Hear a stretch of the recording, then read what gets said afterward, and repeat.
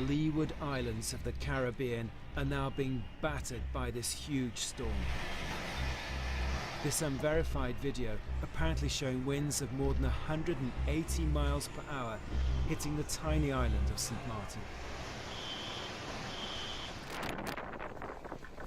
It's becoming clear there's been significant damage here. The storm surge flooding this area near the coast, and the wind ripping apart some buildings. The whole roof is gone. In the sky above, this special US research plane also takes a battering as it flies right through the hurricane, collecting vital data. For the crew, it's a wild ride.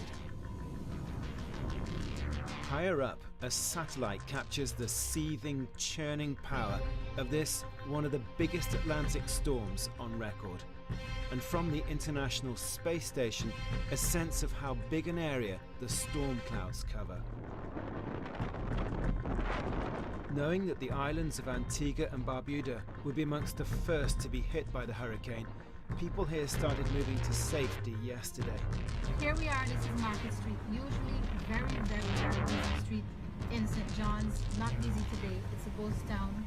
While Antigua may not have been hit too badly, the situation in Barbuda is not known.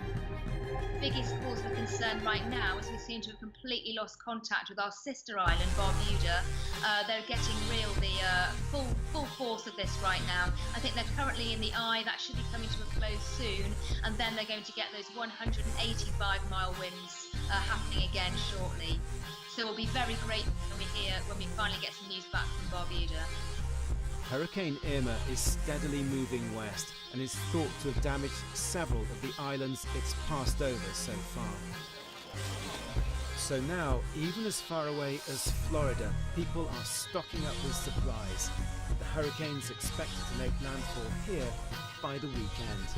The storm is massive and the storm surge is predicted will go for miles and miles.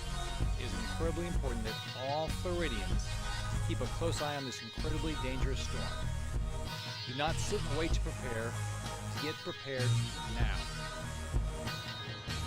And already the US authorities have ordered everyone living in the very vulnerable area of Key West to leave.